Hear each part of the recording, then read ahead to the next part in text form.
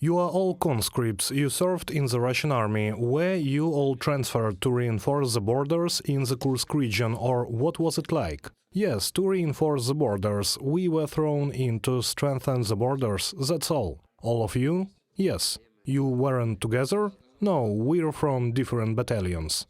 We had different base stations.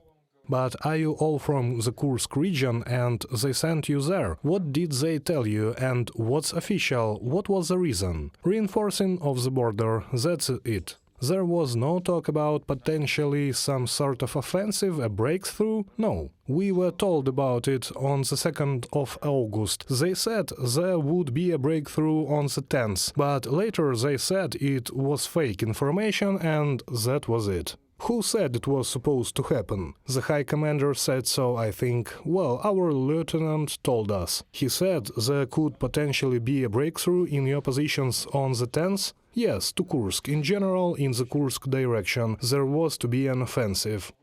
But you stayed there. Weren't you going to be taken away? No. Didn't you ask about that? We asked why and what it was all for. Well, the conscripts have to be rotated. We were told, no, we can't. When they came in, we asked to leave again, approximately at noon. We told them we had to leave. I started talking about that night before. I said that we had to withdraw. On the night of August 4th, right? Yeah. He was telling our lieutenant to get out. Take people out in groups? Yes, in groups at least, but we had to leave. Eventually, he came to his senses and realized that we had to go only at 6 o'clock, at 6 p.m. When it was too late, the machinery was closing in on us. When it was already riding around the base station, and a couple of people almost got buried. Well, that was only when he realized that we started to withdraw. What are your thoughts on this matter, since official sources said that conscripts should not fight, they should cover all these places of combat operations and should be located in a calm setting? Do you not have such combat training to defend yourselves? Yeah, sure, I don't know, most of us try to fool each other somehow. Probably they just told him one thing, that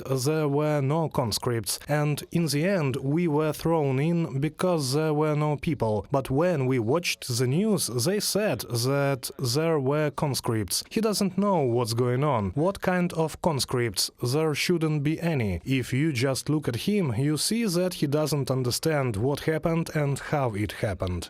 Returning to the bigger picture, at this minute all the people, the Russian media and officials are just continuing, if not hiding, then at least covering what is happening in the Kursk region. There is no talk of any breakthrough. They still continue to talk about some sort of SRGs that have already been thought of. They're unknown. I don't know whether you have seen this news or not. Here you have it on TV as well, but whether they showed it, no. But in reality, yes, the media writes that it is an SRG, and the Defense Ministry also writes that it is an SRG. The only thing is that they also publish broken equipment, but in particular the videos are also old. This is such a narrative. Why do they not talk about it? Why are they throwing conscripts in Russia, as you said, to cover the holes when they promised not to do that? And why aren't people being told about it? Well, they don't talk about what is happening. After all, this is already Russian territory, this is not Ukraine, this is exactly the territory of Russia.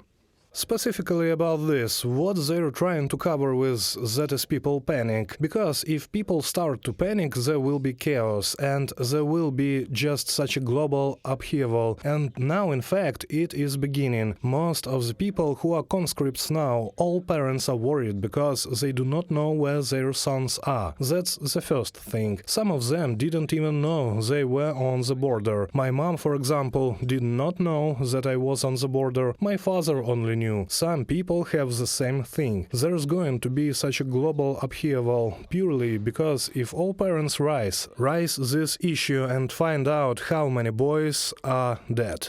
The conscripts specifically is gonna be crazy, especially from our battalion. From our battalion, yes, our battalion suffered the most, the 17th. Well, because we were in front of the others. Most of it, 60% are probably dead. Yeah, conscripts. The news also said that the 17th battalion was missing altogether, just immediately. In a day? Yeah, a day later it was on the news that the 17th battalion was missing in action. All of it. It was probably on August 6. When we were leaving, we caught the connection and saw it. I said the Russian Defense Ministry had repelled an attack by Ukrainian troops, and at the moment, literally 100 meters away from us, a Ukrainian IFV was driving around.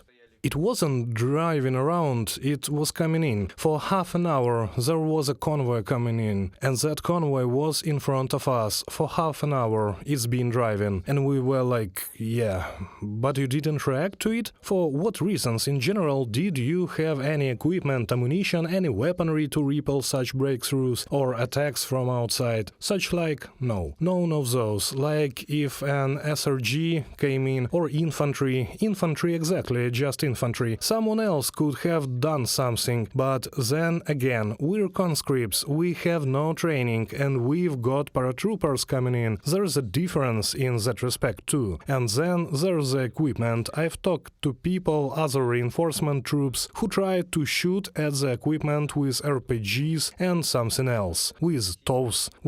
Yeah, so the Cossack was hit by RPGs, and the shell just went upwards. Well, the machinery is basically okay. If it wasn't for the machinery, we could have done a lot of things. The artillery worked well, honestly. Artillery and drones, I mean, they were hitting us first. They were hitting us all the time, for 12 hours. For 12 hours the artillery worked on us non-stop. We thought that we would be buried right here. If we talk about help, we were told, guys, hold on, they're coming for you. Everyone was told that.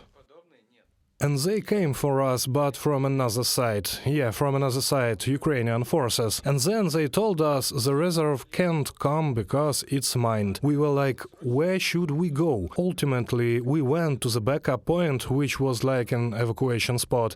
An IFV with people was leaving. This IFV is a tank, and it was leaving with people. We came there at 4 a.m. and they said, sorry guys, we can't take you away. And they left. That was it. They never came back. We left on foot afterward. And just to get the details of your withdrawal, how long did it last? How long were you out there in the fields? On the 5th of August we left, and on the 9th we were captured. For 4 days we went without food, without water, so we could find an apple tree somewhere, eat an apple and continue going. Slept for a few hours? Yeah, just a few hours of sleep. Didn't sleep at all?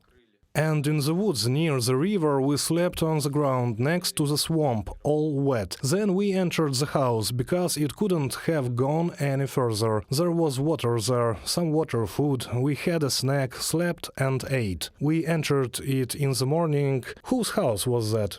Just an open house. All the houses were stormed and they were all open. Yeah, people left and we just went there. Well, because there were no other options. We got a command from our platoon leader. Damn, we got to go in. Well, because that was not further possible. We had some people who were just morally done and couldn't take it. You know, people who were soft-spirited. Lack of sleep and all of that. They suffered from a lack of sleep. Malnourishment, dehydration, all that stuff. It affected them a lot. On top of that, we had one wounded man. Tell us how you were taken prisoner. Actually, I will repeat it. In Russia, they talk about things that are very scary. There are all sorts of people cutting off limbs, raping and things like that. There is a lot of talk about it, so that people don't surrender. Have you experienced anything like that?